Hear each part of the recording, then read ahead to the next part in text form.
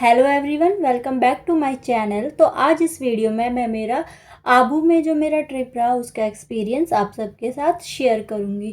अगर आप सभी भी नेचर को फील करना चाहते हैं, इन वादियों में शांति से बैठना चाहते हैं, ज़्यादा दूर नहीं बस पास ही जाना चाहते हो, तो Abu is the best trip. तो सबसे पहले हम आबू रेलवे स्टेशन पहुँचे और वहाँ से हमने माउंट आबू जाने के लिए अपनी एक पर्सनल कैब बुक की और इन नज़ारों को देखते देखते हम पहुंच गए माउंट आबू। होटल हमने ऑलरेडी से ही बुक कर रखा था, तो होटल में जाके हम हो गए रेडी और घूमने के लिए हमने स्कूटी 2 दिन के लिए रेंट पे ली हुई थी। तो हमने जितना भी ट्रैवल किया माउंट आबू में सारा स्कूटी से ही किया था। सीरियसली लग ही नहीं रहा था कि हम राजस्थान में घूमने आए हैं। ऐसे फीलिंग आ रही थी जैसे हम साउथ के किसी एरिया में चले गए हैं। ठंडी ठंडी हवा चल रही हुई थी, धूप भी निकली हुई थी, इतना अच्छा मौसम था ना, बहुत अच्छा मौसम था। तो सबसे पहले गए हम गुरु शिखर, जो अरावली की सबसे ऊंची चोटी है। और गुरु शिखर जाते टाइम रास्ते में जो पॉइंट आए और उन सब पर भी हम रुके और वहाँ पे हमने बहुत सारी फोटोज क्लिक करवाई।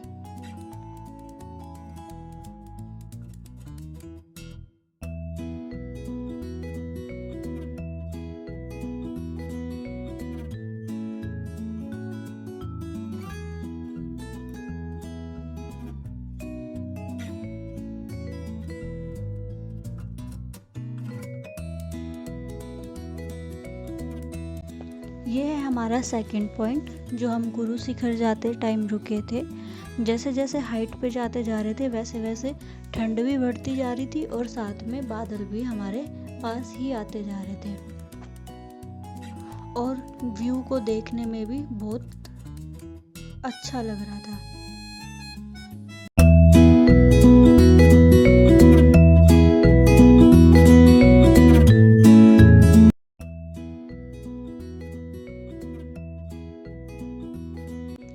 और फाइनली हम पहुंच गए थे गुरु शिखर पर।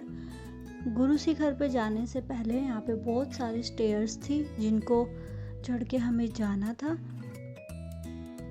और सबसे ऊपर पहुंचने से पहले ये मंदिर था, गुरु दत्तात्रेय मंदिर, जहाँ पे हम सब ने मिलके दर्शन किए और फिर गए सब ऊपर।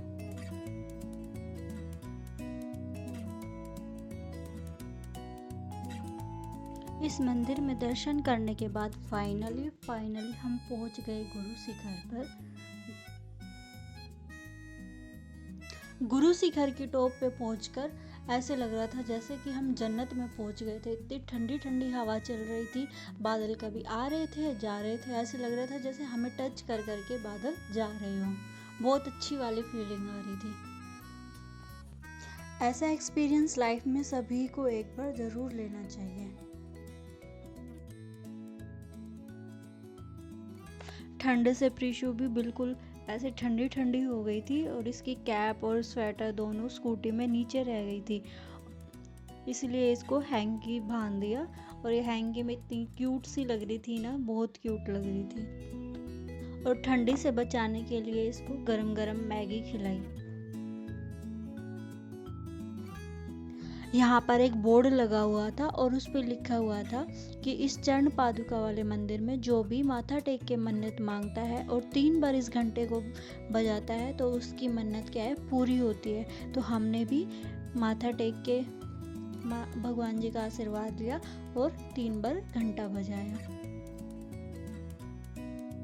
और फिर दर्शन करने के बाद हम शांति से वहीं पर बैठे रहे और वहाँ के नज़ारों को देखते रहे।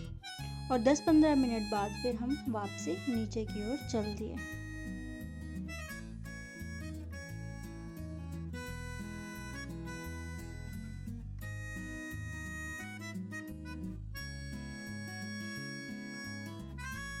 गुरु शिखर से आते आते नीचे ये एक पॉइंट और आया था जहाँ पर हम थोड़ी देर रुके और प्रीशा भी यहाँ पर सो चुकी थी, तो बस थोड़ी देर ही बैठे थे हम यहाँ पर और फिर हम नीचे चले गए।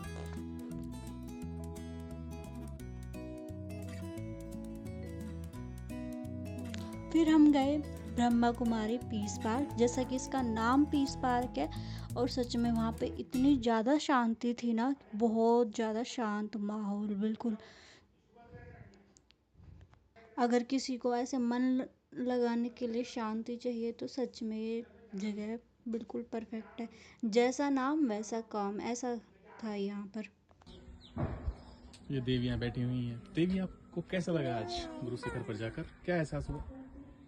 बादलों को मजे लिए हमने। अच्छा, प्रीसा रानी, आपको क्या लगा? और मैडम? आनंद आ गए, आनंद आ गए, बहुत ज्यादा आनंद आ गए। बहुत ज्यादा आनंद आ गए। तो सबको बहुत ज्यादा आनंद आ गए। अभी हम ओम शांति। ओम शांति, ओम शांति के अंदर हम शांति प्राप्त कर रहे हैं। सच में शांति है। हाँ, पीस तो है, सही लिख रहा है बात, पीस पार्क के बाद गए हम श्वेतांबर देलवाड़ा जैन मंदिर के अंदर। वहाँ पे कैमरा ले जाना अलाउड नहीं था, इसलिए कैमरा बाहर ही रख दिया था। फिर गए हम रावण दहन देखने। ये नक्की झील के वहाँ पर पोलो पार्क में रावण दहन का प्रोग्राम चल रहा था, और मुझे वहाँ पे सबसे अच्छी चीज़ ये लगी कि वहाँ पे सभी के लिए सिटिंग अरेंजमेंट थी, और खाने पीने के लिए अलग से छोटी छोटी स्टॉल्स लगाई हुई थी। बहुत अच्छे ढंग से अरेंजमेंट की हुई थी। रावण दहन 8 बजे का टाइम था, और उस टाइम 6 बज रहे थे, इसलिए हमने रावण दहन नहीं देखा और हम चले गए होटल। और बस ये ही था आज का दिन। हम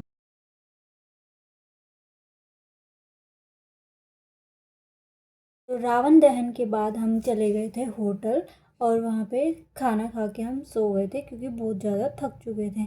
तो ये था मेरा डे 1, और सेकंड पार्ट देखने के लिए जाए मेरे चैनल पर।